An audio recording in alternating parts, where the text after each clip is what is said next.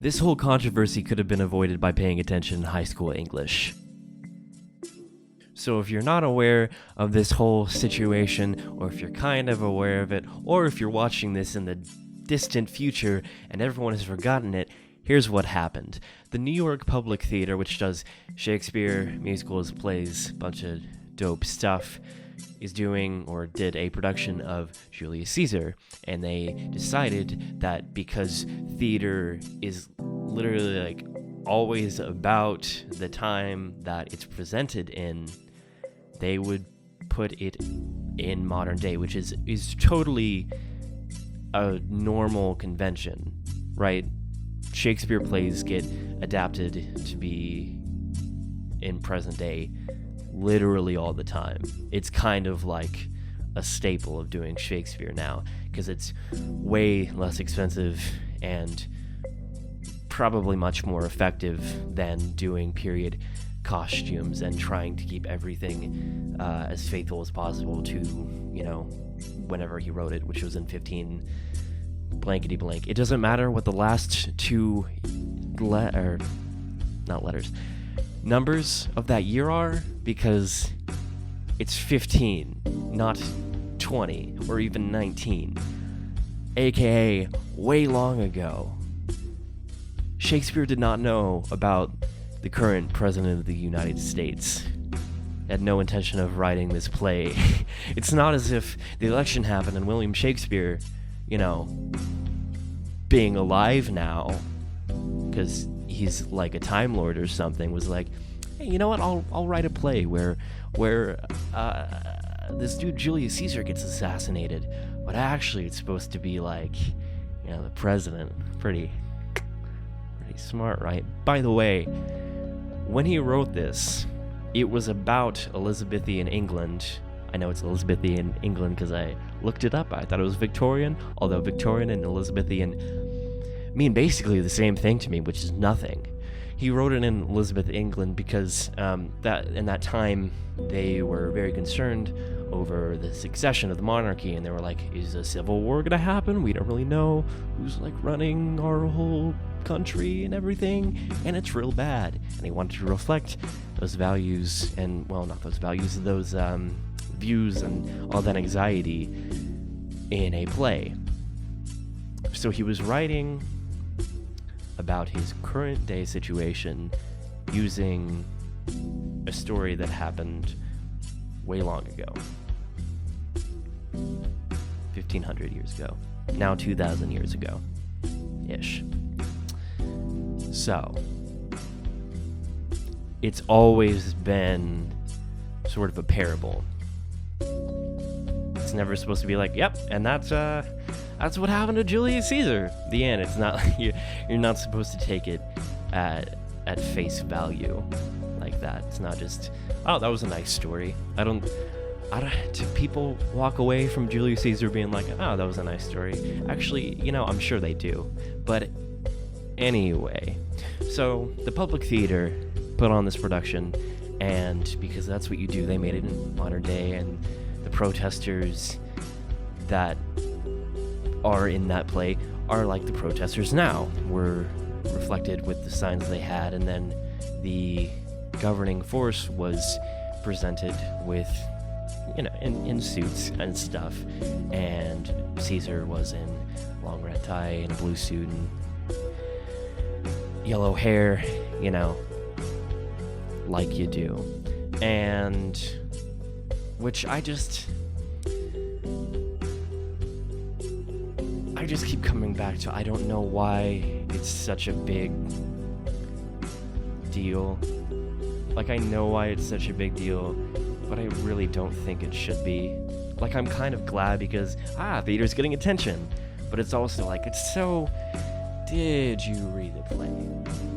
Obviously not.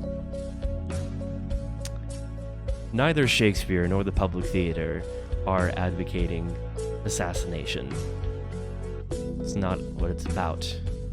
Obviously, it's not like, if you haven't read the play, basically they assassinate Caesar because he's like becoming a tyrant and he can make things real bad for everyone. And they're like, let's stop that.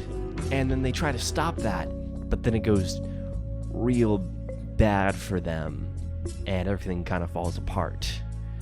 They try to preserve democracy by non-democratic means, which is a quote from this thing that I'm about to read you.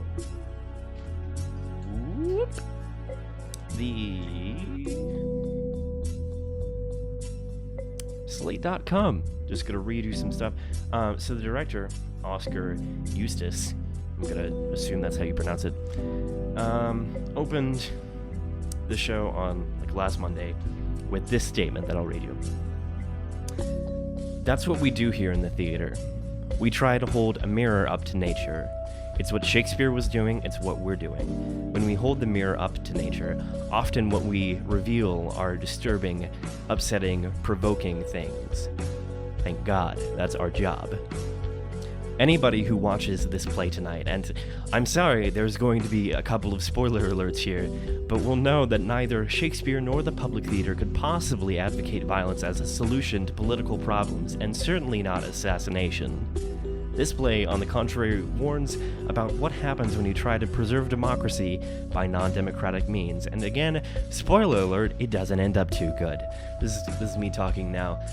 Little known fact, the working title right up until the play's opening night was, "Well, that backfired," by William Shakespeare.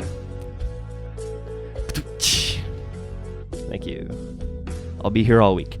But at the same time, one of the dangers that is unleashed by that is the danger of a large crowd of people manipulated by their emotions and taken over by leaders who urge them to do things that are not only against their interest, but destroy the very institutions that are there to serve and protect them. Does that sound like a certain political ideology? Yes, it does. And I would know because I'm in a large landmass of people that regularly vote against their own interests systematically, so that's good.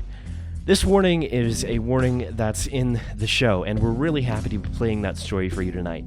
What I also want to say, and in this I speak, I am proud to say, for the public theater, past, present, and I hope future staff of the public theater, for the crews of the public theater, and for Patrick Willingham and myself when I say that we are here to uphold the public's mission. And the public's mission is to say that the culture belongs to everybody, needs to belong to everybody. To say that art has something to say about the great civic issues of our time, and to say that, like drama, democracy depends on the conflict of different points of view. Nobody owns the truth. We all own the culture. Welcome to the public. Welcome to Julius Caesar. Thank you. Mic drop. I'm not going to drop my mic because I paid for it. And it's not a thing that I would like to drop, but you can get the effect, right? I mean, I think that kind of says it all. But here's another article saying more about it all.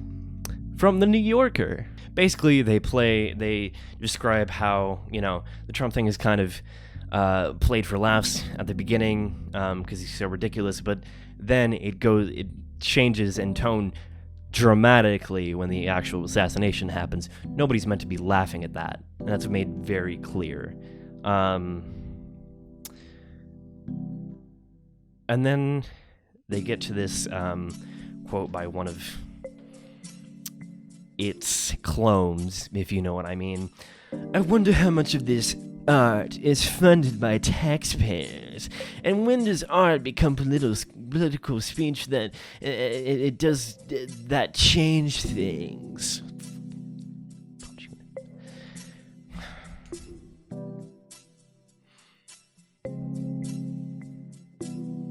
I think I could just stare into the camera angrily for about 5 minutes. But okay, for so many things, right? First of all, how much of this art is funded by the taxpayers? Very little, it turns out. So little. Also, it's weird how much does a missile cost? How much does a tank cost? How much does a drone strike cost? To kill one person, you send 3 Sidewinder missiles into, a crowded block of Desertville, because it doesn't matter what country, it's all over in there in the Middle East. And that's like 3 college educations to kill like one suspected terrorist. Notice how that is never brought up as, how much are the taxpayers spending on killing that one dude with 3 missiles or more? Why is it the things that we spend the least on, the things that we're like, don't know if we really need that, like the spending. The National Endowment for the Arts is so weakened, especially by the new budget proposal, that it's actually sickening. And this whole ideology of, we're totally fine on spending money on everything except actually helping society. It's so absolutely backwards on every level.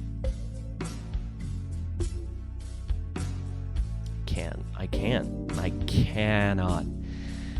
Oh my God, I cannot. Oh, and also, okay, that's a whole other rant. I'm gonna be honest, that's like 5 rants easily. But when does art become political speech, and does that change things? All right, so there was a production of this in 2012, right? Not by the public, but by another theater, I believe. And the Julius Caesar character was portrayed as Obama.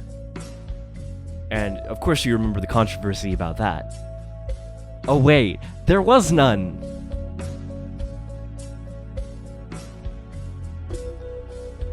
Because the people who would have been protesting were, I guess, liberals, I guess were the theater people, and they know the play well enough to be like, yeah, I see that they weren't advocating assassinating President Obama. I guess I won't protest. God, it's just, when does art become political speech?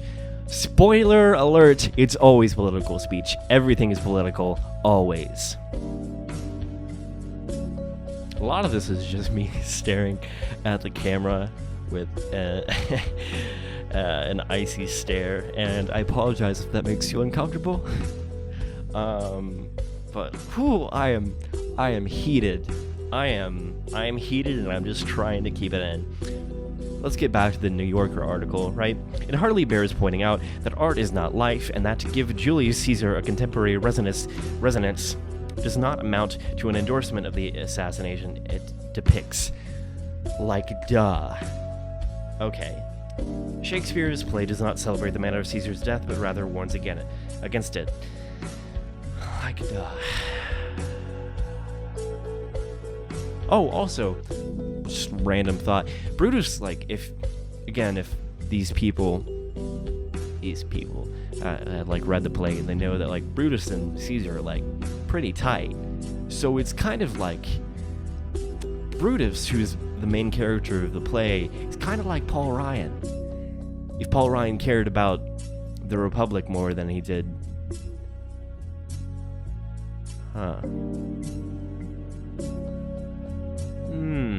Anyway.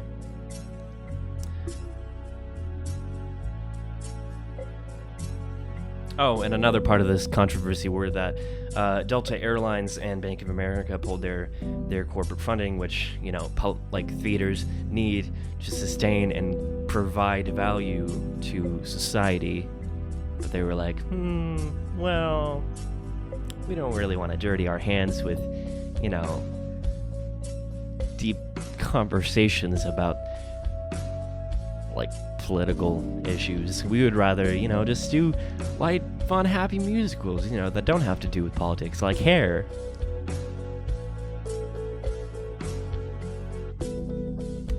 Somebody gonna tell them that Hair is about, is like political? No, nobody's gonna tell them that, because we're gonna lose more funding. Okay. They're doing Hair, and like, kind of hair. They're doing like a show that incorporates like revolutionary musicals. It's called From Hair to Hamilton later this season, so that'll be good. If you're in New York, go check that out and do whatever you want. Anyway, so Delta put out the statement that was, no matter what your political stance may be, the graphic staging of Julius Caesar does not reflect Delta Airlines' values. So it's the graphic staging now? Because have you seen a Shakespeare play? Murderers in like a lot of them. It's in quite a few. In fact, it's like the driving force in quite a few, right? Like that little show Hamlet, or Macbeth, or Othello, or Romeo and Juliet, or Titus and John. Anyway, I have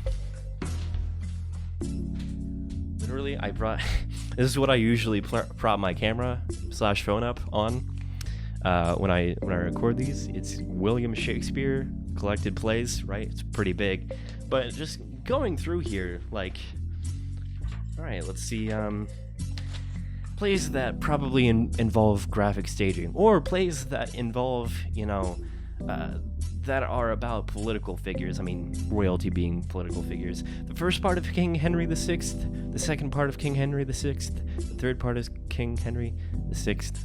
Just a lot of King Henry this. King Richard III, Titus Andronicus. Titus Andronicus is like brutal, you guys. And I'm sure the public has done it, and I'm sure the staging was very graphic. So, when did you decide that your values did not reflect? It's all just baloney. It's words that anyway, the comedy of errors, that's not political or violent. Romeo and Juliet, King John. Let's just go through all the king ones, like King John, King Richard II, the first part of King Henry the Fourth, and the second part of that, King Henry the Fifth, Julius Caesar, Hamlet, right, which is about murder. It's kind of just like a huge bloodbath, as is Macbeth, King Lear, Antony and Cleopatra, Coriolanus, about the general. That's a good one. King Henry VIII. A lot of King Henrys. Anyway, my point is that, like, Shakespeare has pretty much always been political and bloody. So, and not just political and bloody, but like relevantly political and bloody. Let's finish this New Yorker article, shall we?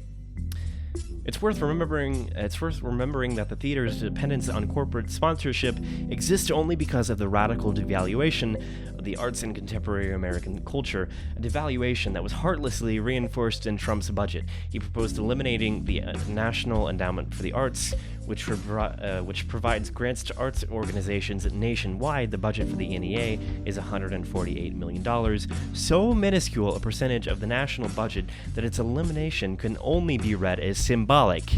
If we lived in a culture that placed a higher value on the arts, would the public's interpretation of Julius Caesar be better understood? Were that the case, perhaps we would be better qualified to recognize the suggestion that art should avoid provoking or giving offense, that it should reflect the values of the corporate entities whose largesse it depends on, is a suggestion that would be most welcome in the kind of autocracy that Julius Caesar warned of. I am officially heated. I'm officially heated. I'm heated about this censorship that big companies just kind of get to, choose what messages they want to exist because they fund the arts, and the arts are so dependent on big corporate funders like that. I'm heated about that. I'm heated about this whole, it's a made up stupid controversy. It's nothing. It's a nothing controversy. Oh, and I don't even want to get into the... I'm not even gonna grace them with the word protesters. The people who got up on stage after the assassination in the play and were like, this is violence against the right, this political violence against the right, like, or it was something like okay, so you don't care about political violence towards the left or the center, just the right. Does that just seem like, yeah, that's okay, that's not like hypocritical at all? We're totally okay about this being about Obama.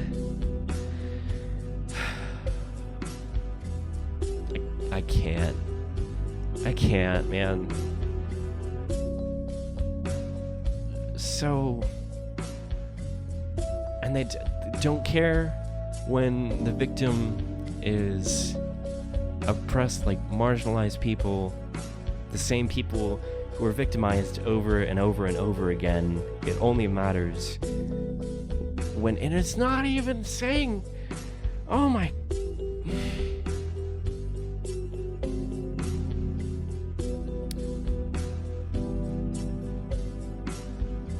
It's not even political, and even if it was, you only care if you're the target.